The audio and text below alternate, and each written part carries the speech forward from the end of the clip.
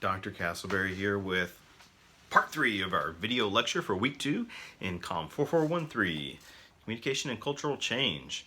We're wrapping up some questions here from Destiny, looking at chapter 2 of Mattel, and maybe that's like pause, time out, and give it the old Zach Morris here, and explain the reason I'm taking so much time with the questions that concern Mattel's complex TV, the poetics of contemporary television storytelling, is because there's so much to unpack, particularly from the chapter 1. This is a meaty book. It's giving us a lot to chew on. He's introducing tons of terms that may be unfamiliar to our readers, and so it's significant that we talk about this aspect of theorizing about media in an effort to meet the conditions of this course and further our learning objectives and goals. Here's a question. From chapter 2, beginnings, within how many minutes of the shows should the viewer be drawn in? Okay, and so chapter 2 starts off, there's some discussion, some conversation about the role of pilots and the strength of a pilot and why it's designed and how it needs to be able to establish a certain set of expectations for the viewer or audience and then deliver on that promise in a well-told fashion in the interest of convincing them, come back in the future and we'll give you more of this. And so the question again is, within how many minutes of a show should the viewer be drawn in? And I've read from one critic in particular, Vox's Todd Vanderwerf, formerly of AV Club, and he spread around a little bit some of his writings, but Todd Vanderwerf has suggested or advocated for close to a 6-episode type mark, right? So as to say, sometimes a first season of a given show needs to have time and audience patience to find itself, for the writers to feel out a rhythm, for the characters, for things to kind of concretize, right? To fall into place, to get into a smooth and organic rhythm. And to think about that from a writing standpoint even, right? We have many exercises that are designed, writing exercises, to get us thinking, to get us brainstorming and moving ideas around, so that by the end of the course, or by the time we build toward maybe a larger assignment or a larger project, we have a certain amount of our own continuity, right? Continuity of the mind, and we're building towards something. So that's one example, but really Netflix as a corporate entity has kind of ultimately decided on a certain type of storytelling formula that they inoculate into so many of their series, and they want the viewer to essentially feel the need to transition immediately from episode 1 to 2 to 3 to 4 and so on. Hence the binge watching cultural term being most closely identified and associated with Netflix and its programs, right? They're building a product that they want you to get lost in, okay? To complete something like A Stranger Things and maybe even House of Cards before it, okay? So this show that's leaving you wanting more. Oh, and by the way, more is ready to go, and we're not even going to give you time to watch the credits and, appreciate the artists, even if the closing music is really well done. That's the part I hate about it, is when the closing credits have a very haunting, moving, emotionally satisfying score to them, and then they just rip that away and force you right into the next episode. Like, I'm not ready yet. I'm not ready to take it in. All right, so stop it. Okay, so referring to examples on page 67 of the different shows that drop their plot after the pilot, would the shows have been as successful if they would have kept their plots?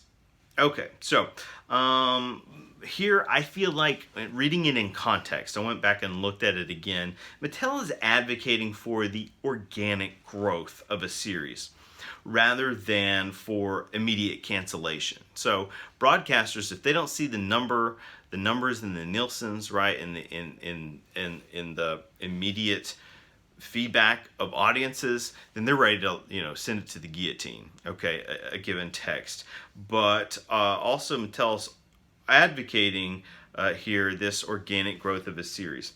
A couple of examples came to mind.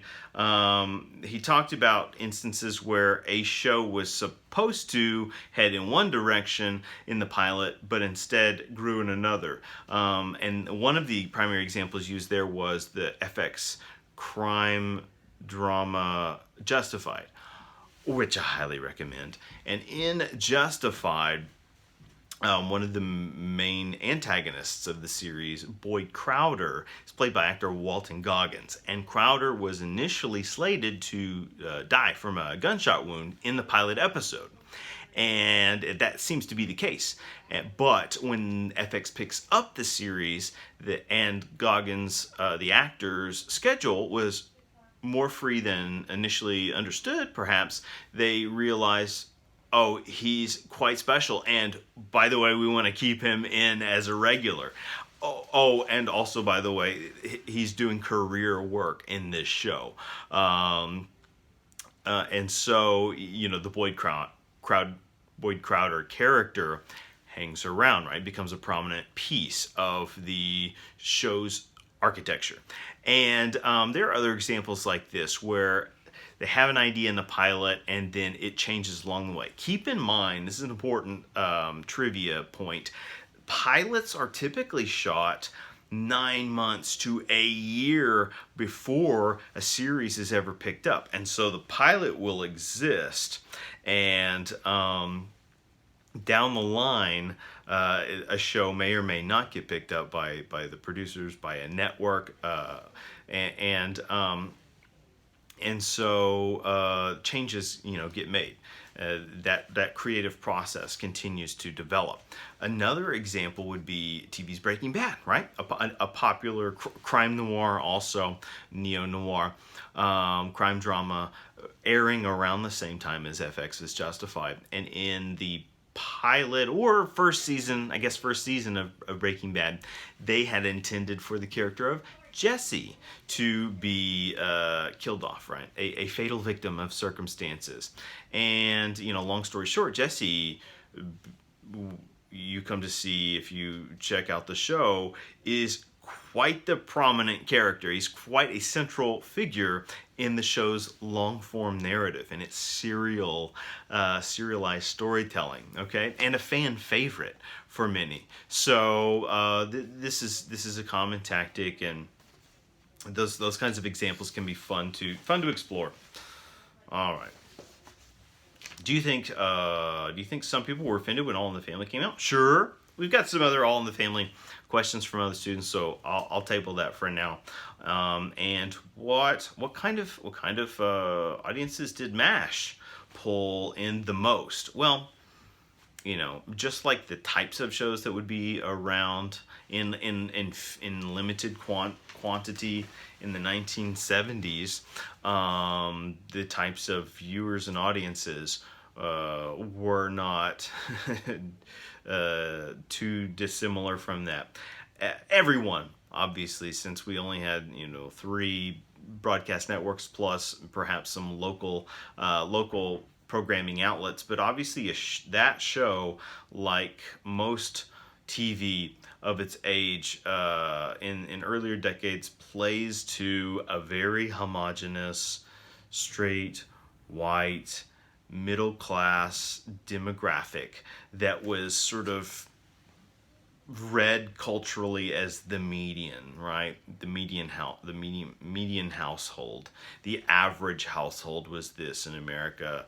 So says, TV producers of what have you. So That's kind of teasing where we've come from, and now, of course, if we look at programming, we can see the clear intent to diversify in every possible direction as audience tastes and demographics have changed, and that's an important thing to keep in mind. Elizabeth asks a question about, speaking of shows from the 70s. We screened an episode of All in the Family this week.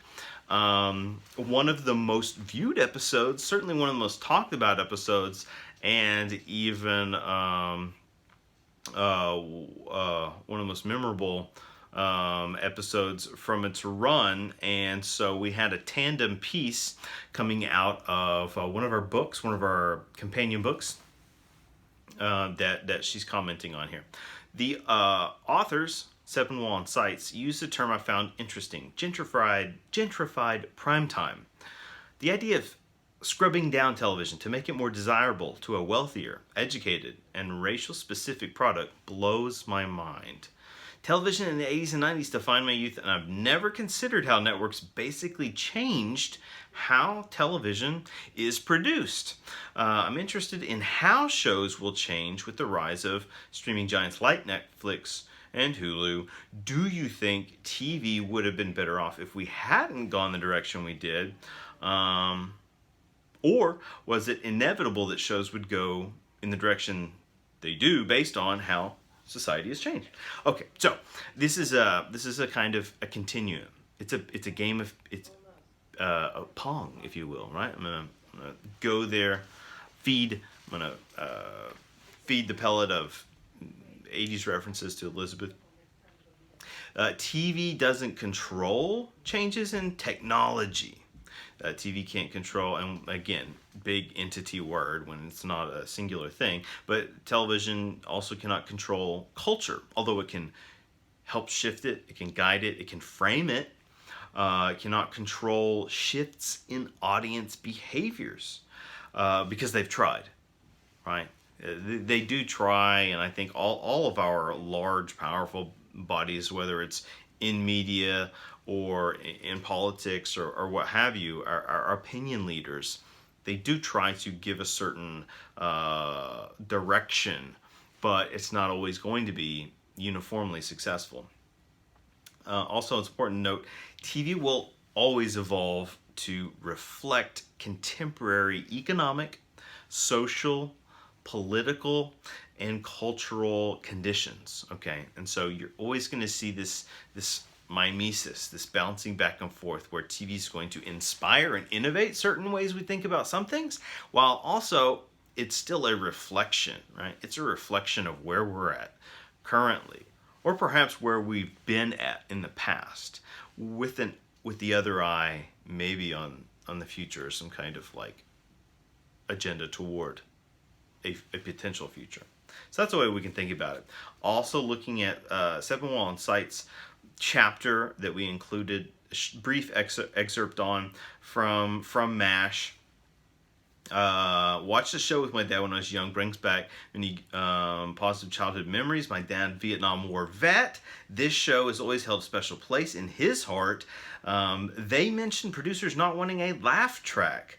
I've never been a fan of laugh tracks. Funniest shows out there don't use them. We could say contemporary. The funniest contemporary shows don't use them. Arrested Development is a great example. I tend to believe their efforts at making something funny just make it unfunny. So to try to tell the audience what is funny is to actually do its reverse, is what she's suggesting. And I would concur to a certain level. Do you think they are ever useful? They being a laugh track. And let me say this real quick before we shift to the next lecture video here. There is an ingrained aesthetic to the laugh track, and perhaps it creates positive cues. And this is, I'm just armchairing here, and I know everyone loves to try to get me in trouble and get me armchair theorizing here. Perhaps it creates positive cues for children, one, I would suggest. And no offense to maybe elderly viewers or audiences, okay? Snootier audiences and critics tend to see the laugh track as an overstated technique. And I agree. And I would recommend you all Google. There's a clip out there on YouTube of a Big Bang Theory with its laugh track subtracted. And let me tell you, it's not that funny.